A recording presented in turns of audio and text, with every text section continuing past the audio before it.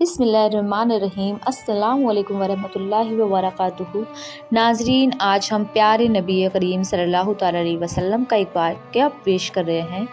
جب حضور صلی اللہ تعالیٰ علیہ وسلم اکیلے ہی فلسطین پہنچے، تب دوستو ہمارے حضور صلی اللہ تعالیٰ علیہ وسلم پر زندگی میں اتنی زیادہ مصیبتیں آئی ہیں کہ اگر آپ وہ دن پر ڈال دیں تو دن جو ہے رات ہو جاتا، اور اگر اتنی مصیبتیں آسمان پر ڈال دی جاتی تو وہ بھی برداشت نہ کر پاتا۔ اگر زمین پر اتنی مصیبتیں ڈال دی جاتی تو وہ بھی کانپ اٹھتی۔ لیکن اللہ تعالیٰ نے ہمارے حضور صلی اللہ تعالیٰ علیہ وسلم کا دل اتنا زیادہ مضبوط بنایا تھا کہ آپ نے ان سبھی غموں کو برداشت کیا اور ایک پل کے لیے بھی اسلام کی دعوت کو نہ چھوڑا۔ جس وقت حضور صلی اللہ تعالیٰ علیہ وسلم نے مکہ میں اپنی نبوت کا اعلان فرمایا تو سارے مکہ والے آپ کے دشمن بن گئے۔ ابھی تک جو لوگ آپ کو سچا اور ایماندار کہا کرتے تھے وہ بھی آپ کو گالیاں دینے لگے۔ کوئی آپ کے پاس نہ بیٹھتا۔ جن لوگوں کو آپ سمجھانے جاتے وہ لوگ آپ سے دور ہو جاتے اور پتھر مارتے۔ کبھی کوئی آپ کے چہرے پر تھوک دیتا تو کبھی زمین سے مٹی اٹھا کر پھینک دیتا۔ پھر آپ پورا دن ایک آدمی کو سمجھاتے، بھائی اللہ پر ایمان لے آؤ، اس کے علاوہ کوئی معبود نہیں۔ لیکن صبح سے شام ہو جاتی مگر مکہ میں کوئی ایک انسان بھی آپ کی بات نہ سنتا۔ حضور کا بچپن سے نہ تو کوئی بھائی تھا اور نہ ہی کوئی بہن تھی۔ آپ اپنے والد کی اکلوتی اولاد تھے۔ والد کی وفات تو آپ کی پیدائش سے پہلے ہی ہو گئی، اور جب آپ کی عمر 6 سال ہوئی تو آپ کی امی بھی چھوڑ کر چلی گئیں۔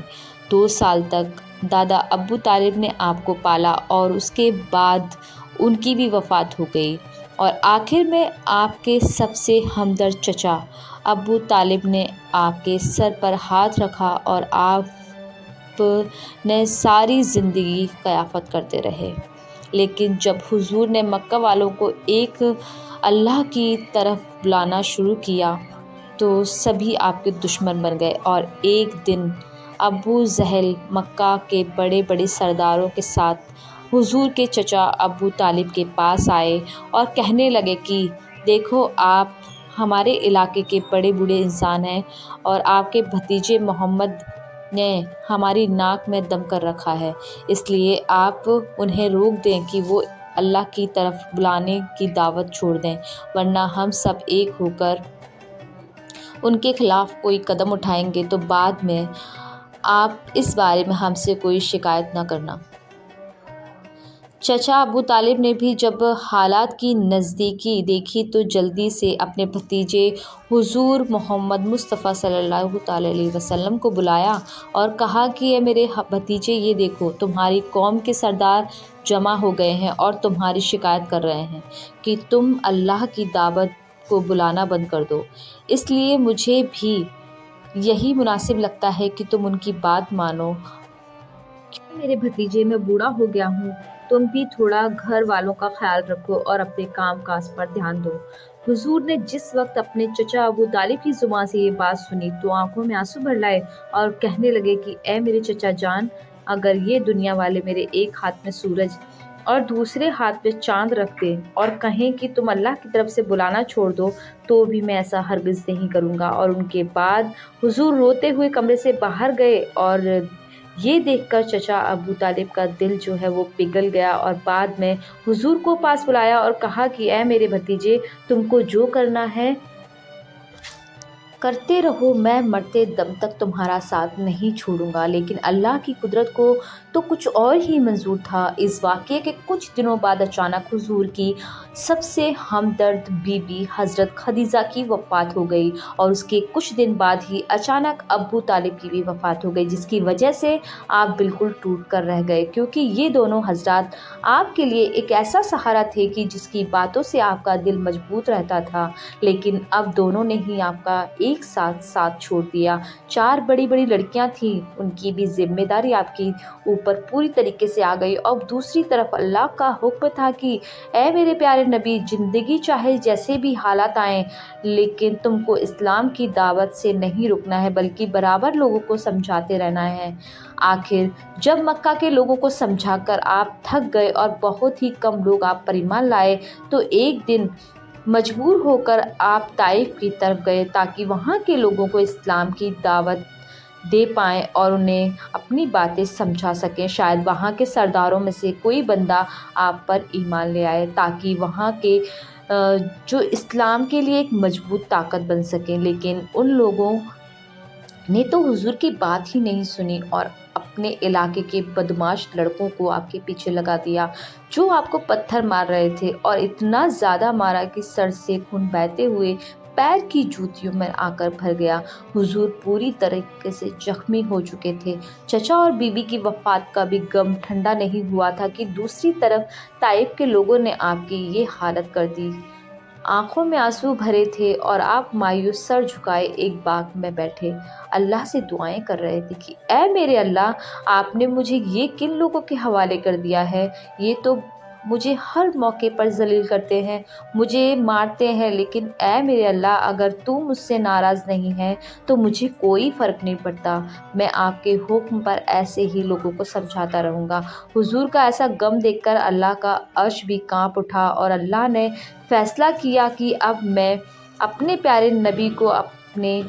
پاس آسمانوں میں بلاؤں گا۔ آخر جب رات ہوئی اور حضور بستر پر لیٹے تو اچانک حضرت جبریل ایک تیز رفتار سواری لے کر آپ کے پاس پہنچے اور کہا کہ اے اللہ کے پیارے حبیب، اللہ نے آپ کو اپنے پاس بلایا ہے۔ اور پھر حضور حضرت جبریل کے ساتھ سوار ہو کر سب سے پہلے فلسطین کی مسجد اقصیٰ گئے۔ مسجد اقصیٰ میں اسی وقت سارے نبی جمع تھے۔ اللہ کے پیارے حبیب محمد مصطفیٰ صلی اللہ تعالیٰ علیہ وسلم کو دیکھتے ہی تمام نبیوں نے آگے بڑھ کر آپ کا استقبال کیا اور پھر حضور نے سارے نبیوں کو 2 رکعت نماز پڑھائی۔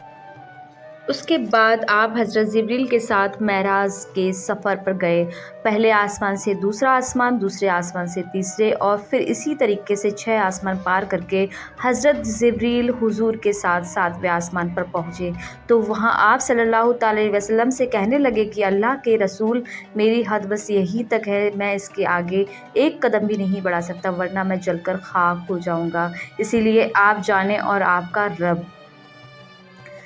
جانے۔ اتنا کہہ کر حضرت جبریل حضور صلی اللہ تعالیٰ علیہ وسلم کو اسی جگہ پر چھوڑ کر واپس لوٹ آئے اور پھر اللہ تعالیٰ